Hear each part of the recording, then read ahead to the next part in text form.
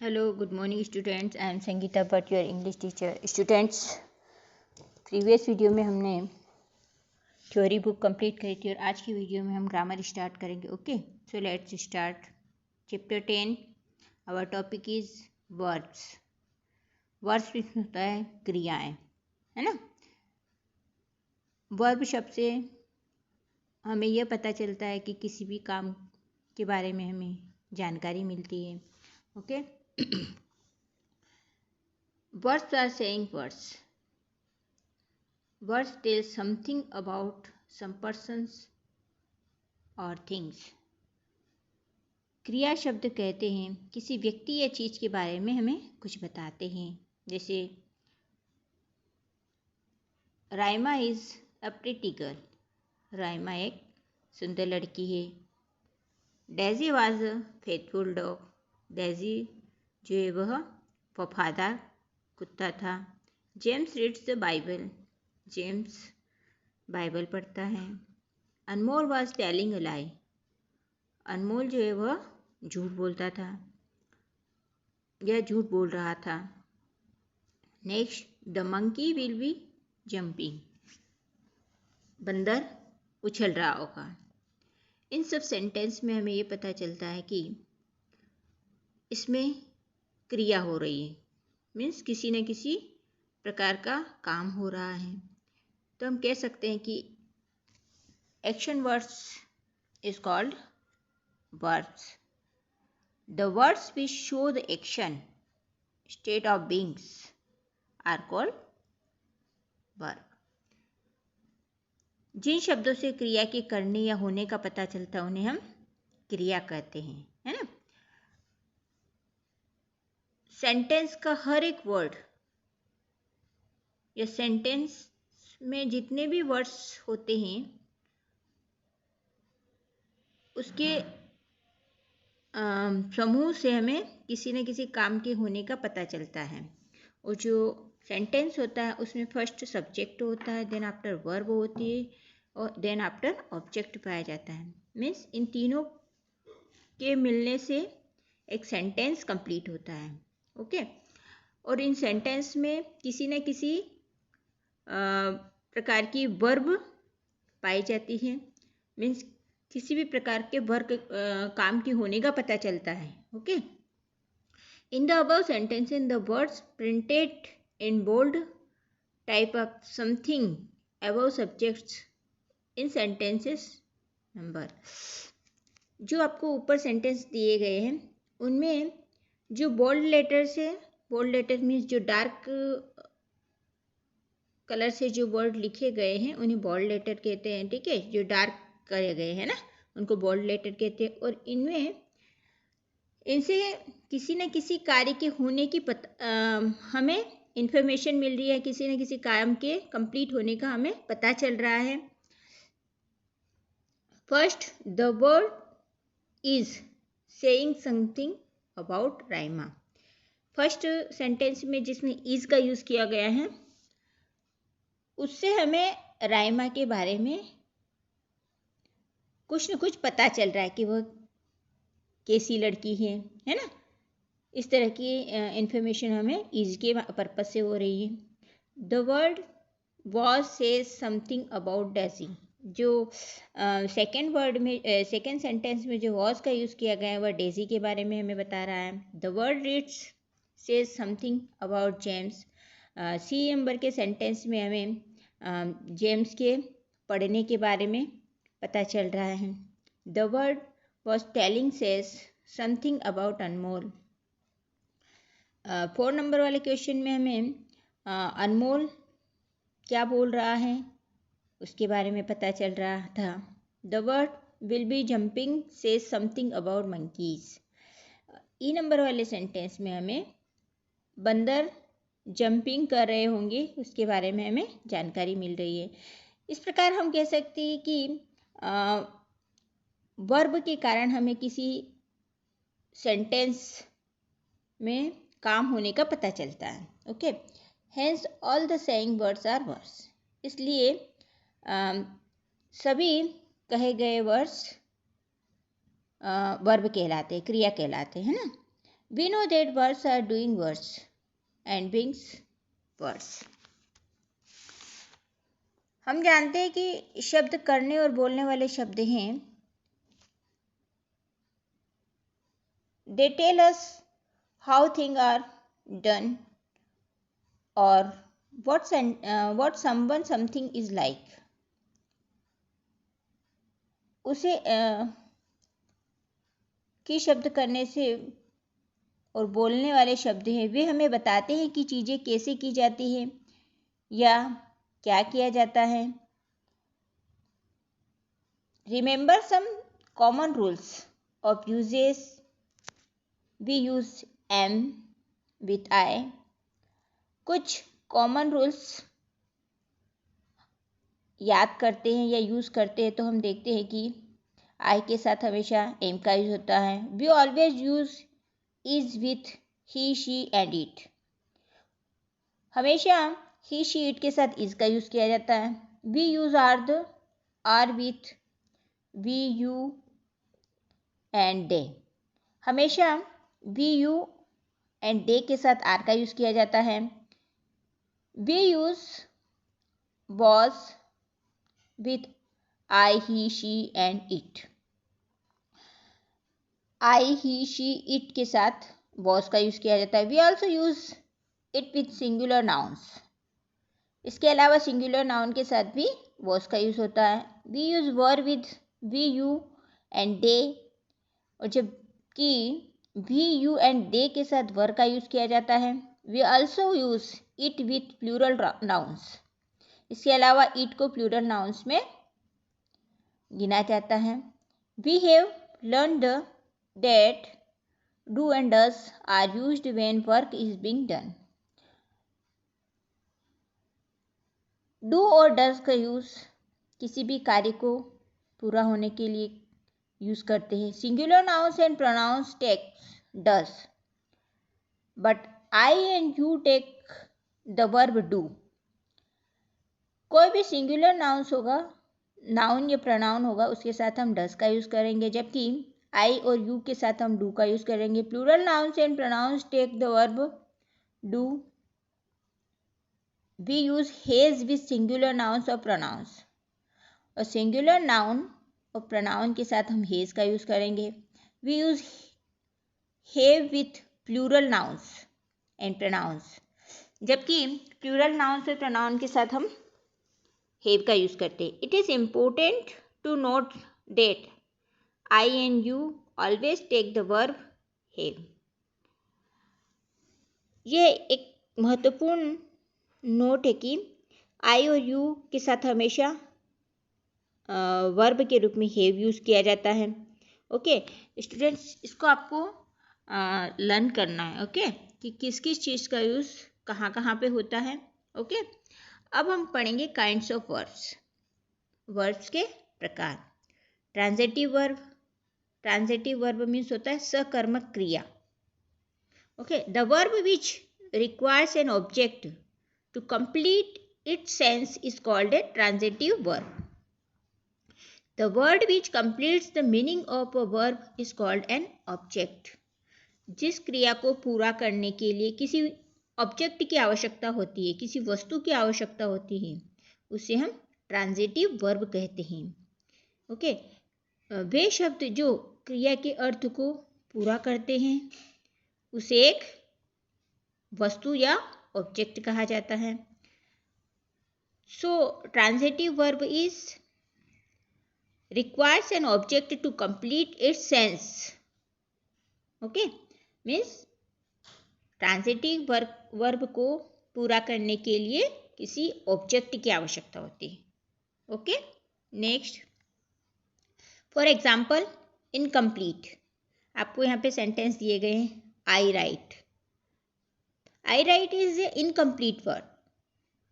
So complete sentence is I write a letter. This is a complete sentence. Next incomplete. The teacher teaches. Teacher पढ़ाता है. किसे पढ़ाता है आपको पता है, तो ये आपका इनकम्प्लीट सेंटेंस हो रहा है ना. इसको कंप्लीट करेंगे हम। The teacher teaches me, teacher मुझे पढ़ाता है ना। तो ये एक कंप्लीट सेंटेंस हो गया। In the above sentences 4 verbs are used when they are used alone with the subject. इन चारों सब्जेक्ट सेंटेंस में वर्ब का यूज किया गया है, जबकि इसमें सब्जेक्ट अकेला है, मीन्स इसमें ऑब्जेक्ट नहीं दिया गया है ना। The sentence does not give its full meaning, तो ये सेंटेंस कंप्लीट मीनिंग नहीं दे रहा है। Hence the sentences is incomplete, इसलिए ये सेंटेंस इनकम्प्लीट है। To make its meaning complete one more word is added. हमने फर्स्ट सेंटेंस में देखा था कि वह इनकम्प्लीट लग रहा है। आई राइट मीन्स वह मैं लिखता है ना, मैं लिखता, लेकिन ये इनकम्प्लीट सेंटेंस है। नेक्स्ट हमने कंप्लीट सेंटेंस में क्या लिखा है? आई राइट अ लेटर, मैं लेटर लिखता हूँ, है ना। तो ये कंप्लीट सेंटेंस हो गया है।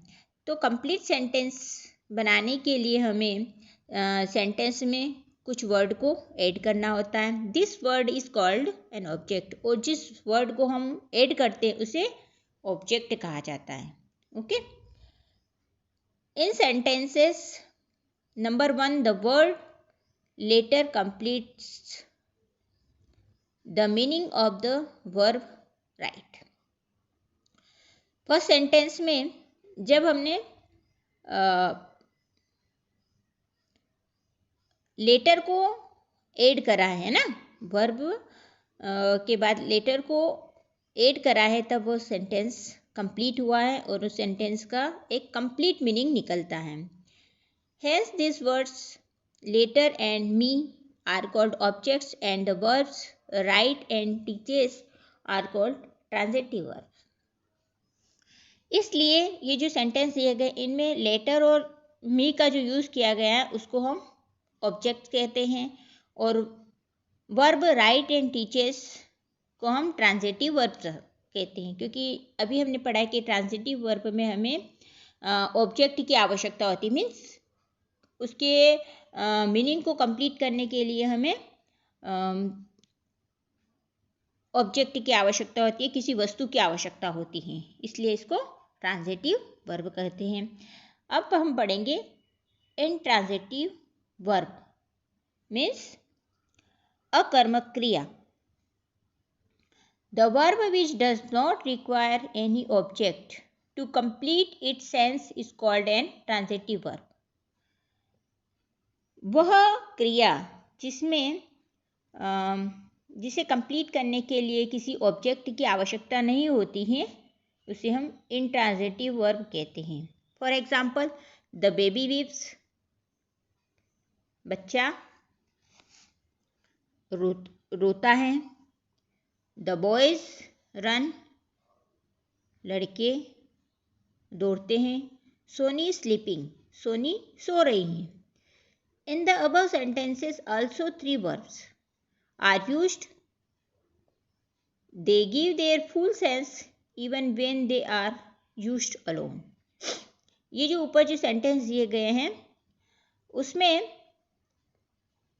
कौन कौन सी वर्ब्स हैं? वीप्स, रन और स्लीप, इज स्लीपिंग वर्ब हैं, और इनमें केवल वर्ब का यूज करके ही हमें उस सेंटेंस का पूरा मतलब या पूरा मीनिंग पता चल रहा है, और इसमें किसी प्रकार के ऑब्जेक्ट की आवश्यकता नहीं हो रही है। They require no word to complete their sense, उसमें किसी भी प्रकार के शब्द की ज़रूरत नहीं पड़ रही है। Hence this words are called intransitive verb, इसलिए इसे इनट्रांजिटिव वर्ब या अकर्मक क्रिया कहा जाता है। ओके स्टूडेंट्स, अभी हमें वर्ब और उसके काइंड्स के बारे में पढ़ा है। अब हम इसकी एक्सरसाइज कंप्लीट करेंगे। Exercise first, fill in the blanks with the correct verb from the box. My coach was happy with my performance in the game. Next, I do yoga every morning before breakfast. They have a fine red sailboat. He is looking at the stars through a telescope. I am thrilled at being selected for the sports meet. She does all the household chores. वह घर का सारा काम करती हैं. Okay. Next. It has sharp claws to help in hunt. ये तेज पंजे शिकार करने के लिए है ना. You are lucky to be in the top 10. आप टॉप 10 में रहने के लिए भाग्यशाली है. इस प्रकार से हमारी एक्सरसाइज फर्स्ट कंप्लीट हो गई है. Next exercise second. Now pick out the words in the following sentences and fill them in the column provided in the table. Also write other information about these words in the other columns. One sentence has been done for your help. Student, आपको यहाँ पे कुछ sentence दिए गए हैं, उसमें से आपको वर्ब और वर्ड दोनों को अलग अलग करना है. ओके. पहला आपका कंप्लीट है. करण इज गोइंग टू जयपुर. तो उसमें क्या वर्ब हो रही है? गोइंग की. इज गोइंग की है ना, क्योंकि करण कहाँ जा रहा है? वो जयपुर जा रहा है. तो इज गोइंग आपका वर्ब हो गया है. और कौन जा रहा है? करण जा रहा है. इसलिए इज गोइंग आपका वर्ब हो गया है, करण आपका वर्ड हो गया है. नेक्स्ट. The clock struck 10. तो स्ट्रक आपका वर्ब हो गया है और क्लॉक आपका वर्ड हो गया है. I can do this sum. Do आपका वर्ब हो गया है और आई आपका वर्ड हो गया है. The goats it grass. It आपका वर्ब हो गया है और गोट्स आपका वर्ड हो गया है. A child is swimming. Swimming आपका वर्ब हो गया है और चाइल्ड आपका वर्ड हो गया है.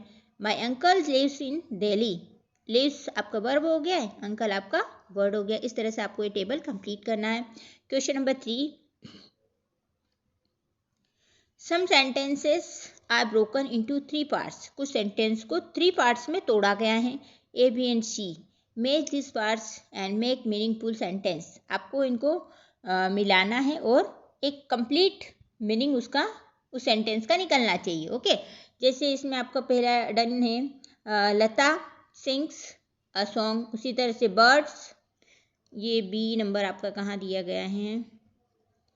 बी बी बी बी बी बी बी B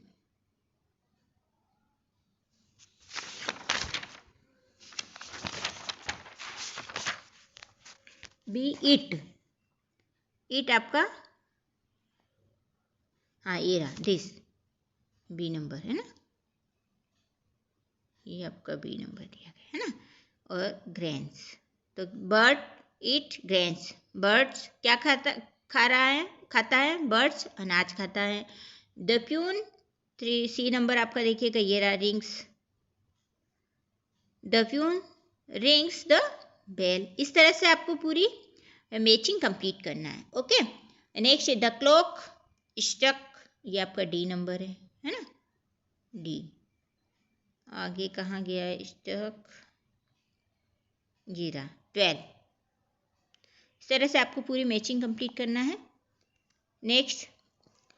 pick out the transitive and intransitive words in the following sentences and also objects and write them in separate columns. आपको कुछ सेंटेंस दिए गए हैं, उसमें से आपको ट्रांजिटिव वर्ब को अलग करना, इंट्रांजिटिव वर्ब को अलग करना और उसमें क्या ऑब्जेक्ट दिया गया उस ऑब्जेक्ट को आपको अलग करना है. Okay. The peon has opened the rooms. इसमें ओपन्ड आपका ट्रांजिटिव वर्ब हो जाएगा और आपका ऑब्जेक्ट द रूम्स हो जाएगा. The Bengalis eat rice and fish. तो इसमें ईट आपका ट्रांजिटिव वर्ब हो जाएगा और राइस एंड फिश आपका ऑब्जेक्ट हो जाएगा. See the girls are laughing. इसमें आपका ट्रांजिटिव वर्ब में क्रॉस करना है क्योंकि इसमें ट्रांजिटिव नहीं है, इसमें इंट्रांजिटिव वर्ब है. ओके. तो लाफिंग आपका इंट्रांजिटिव वर्ब हो जाएगा. और इंट्रांजिटिव वर्ब सेंटेंस में आपको ऑब्जेक्ट की आवश्यकता नहीं होती, इसलिए इसमें क्रॉस करना है. Next. The fire burn the shops. Burn आपका ट्रांजिटिव वर्ब हो जाएगा और द शॉप्स आपका ऑब्जेक्ट हो जाएगा। इस तरह से इसको भी आपको कंप्लीट करना है। Next question number 5, fill in the blanks in the following sentences with a suitable transitive or intransitive verb. I lost my pen. The sun rises in the east. They are playing. The stars twinkling in the night. Harsh speak English. The moon shines brightly. He tamed a snake. I go to school daily. इस तरह से आपको all exercise complete करना है। Okay, ये all exercise आपको book में fill करना है और व्हाट्सएप पे सेंड करना है। Thank you, have a nice day.